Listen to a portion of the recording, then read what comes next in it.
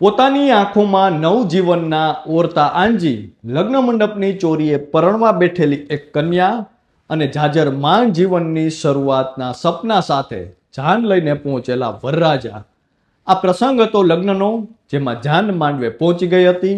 લગ્નની મોટા ભાગની વિધિઓ અને ભોજન પણ પૂર્ણ થઈ ચૂક્યું હતું અને હવે સમય હતો સપ્તપદીના 7 વચનોનો, એટલે કે ફેરાનો, જેમાં જાનૈયાઓ, મહેમાનો અને ગ્રામજનો વરવધુને નવજીવનના આશીર્વાદ આપવા ત્યાં હાજર હતા.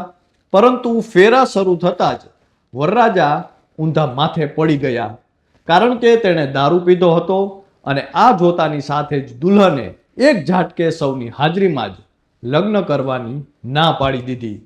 બાદમાં તો બંને પક્ષો વચ્ચે જે થયું તે જાણીને તમે પણ ચોંકી જશો.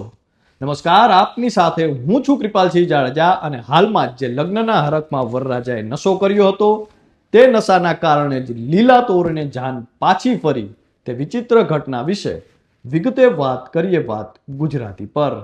આમ તો આપણે ત્યાં 16 સંસ્કારમાંના એક સૌથી મહત્વના જો કોઈ સંસ્કાર હોય તો તે લગ્ન સંસ્કાર છે. અનેક વિધિઓની દિવ્યતા અને સંસ્કૃતિની સભ્યતા સાથે ઉજવાતા લગ્નને આપણે ત્યાં ઉત્સવની જેમ ઉજવવામાં આવે છે. નવવરવધુ અગ્નિની સાક્ષીએ 4 ફેરા ફરી એકબીજાને આજીવન સાથ આપવાના વચન આપે છે. પરંતુ આપણે ત્યાં હવે ધીમે ધીમે લગ્ન તૂટવા એ જાણે સામાન્ય ઘટના બનતી જાય છે. પરંતુ શું તમે વિચારી શકો છો કે લગ્ન મંડપમાં બેઠેલી એક દુલ્હન અચાનક લગ્ન કરવાની ના પાડે તો? શું તમે માની શકો છો કે દારૂનો નશો લગ્ન તૂટવાનું કારણ બને તો? અને જે લગ્નના હરખમાં વરરાજાએ નશો કર્યો તે નશાના કારણે જ વરરાજાના ફેરા શરૂ થતાની સાથે જ પડી જાય છે અને તેના કારણે દુલ્હન લેવા પહોંચેલી જાન દુલ્હન વગર જ પાછી ફરે છે. જે આ કોઈ ફિલ્મની કાલ્પનિક કહાની નહીં, પરંતુ હકીકતમાં બનેલી ઘટના છે. ત્યારે આપને પણ થતું હશે કે શું વાત કરો છો, આવી તે વળી શું ઘટના બની છે? તો આપને જણાવી દઈએ કે દારૂથી થતા નુકસાન વિશે તો અવશ્ય સાંભળ્યું જ હશે, પણ એક વ્યક્તિએ જ્યારે પોતાના જ લગ્નમાં નશો કર્યો ત્યારે તે નશાના કારણે તેના લગ્ન તૂટી ગયા. આ વિચિત્ર ઘટના છે મધ્યપ્રદેશના સિંગરૌલીની, જ્યાં કરોટી ગામથી જાન મ્યોરપુર આવી હતી. આયોજન મુજબ લગ્નની તમામ તૈયારીઓ થઈ ચૂકી હતી. સાંજનો સમય હતો. વાજતે ગાજતે જાનૈયાઓ જાન લઈને દુલ્હન લેવા પહોંચી ગયા હતા. કન્યાના આંગણે જાનના સામૈયા થયા અને બાદમાં પરંપરાગત વિધિઓ કરવામાં આવી. આ સાથે જ મહેમાનોને ભોજન પણ પીરસાઈ ચૂક્યું હતું અને મોટા ભાગની વિધિઓ પૂર્ણ થઈ ચૂકી હતી. આ પછી હવે સમય હતો વરમાળાનો. પરંતુ તે દરમિયાન ઊભા થતાની સાથે જ વરરાજા અચાનક ઠોકર ખાવા લાગ્યો. શરૂઆતમાં તેણે પોતાને સંભાળ્યો, પરંતુ બીજી વાર તે સ્ટેજ પરથી ગોથું ખાઈને પડી જાય છે. પરિવારના સભ્યોએ કહ્યું કે પહેલાં તો તેમને લાગ્યું કે આ થાક અથવા ઊંઘને કારણે બેહોશ થઈ ગયો હશે, પરંતુ જ્યારે વરરાજા વારંવાર પડી ગયો અને તેના મોંમાંથી દારૂની દુર્ગંધ આવતી હતી ત્યારે તેમને ખ્યાલ આવ્યો કે તે દારૂ પી ગયો છે. એટલું જ નહીં, દારૂના નશામાં વરરાજાએ સ્ટેજ પરથી જ મન ફાવે તેવું બોલવાનું શરૂ કર્યું અને હાજર લોકો સાથે ગેરવર્તન કરવાનું શરૂ કર્યું.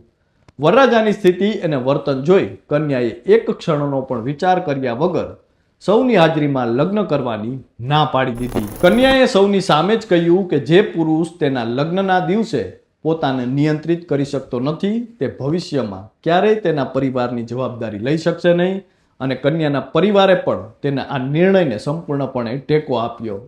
આ પછી આખી રાત પંચાયત થઈ, પરંતુ જ્યારે વર પક્ષે પૈસા પરત કરવાનો ઇનકાર કર્યો ત્યારે મામલો મ્યોરપુર પોલીસ સ્ટેશન સુધી પહોંચ્યો. પોલીસની હાજરીમાં બંને પક્ષોએ આ બાબતે લાંબી ચર્ચા કરી. પોલીસે વર પક્ષને સમજાવ્યા પછી તેઓ સહમત થયા અને પંચાયતે નક્કી કર્યું કે વર પક્ષ આગામી 40 દિવસમાં લીધેલા 3 લાખ રૂપિયા પરત કરશે. અને આ કરારનું લેખિત ખાતરી મળ્યા પછી કન્યા પક્ષ શાંત થયો અને આમ દુલ્હન લેવા પહોંચેલી જાન દુલ્હન વગર જ પાછી ફરી. મહત્વનું છે કે છેલ્લા કેટલાક સમયથી આ પ્રકારની ઘટનાઓ સામે આવી રહી છે, જેમાં નશાના કારણે લેવાયેલા લગ્ન પણ તૂટી રહ્યા છે.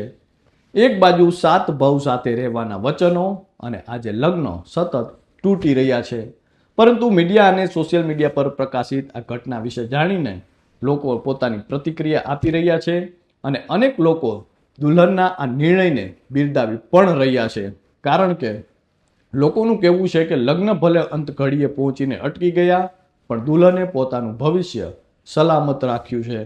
ત્યારે આ ઘટના અંગે આપ સૌ કોઈ શું માનો છો તે કોમેન્ટ કરીને અમને જરૂરથી જણાવજો. તો હાલ તો બસ આટલું જ. ફરી મળતા રહીશું વાત ગુજરાતી પર.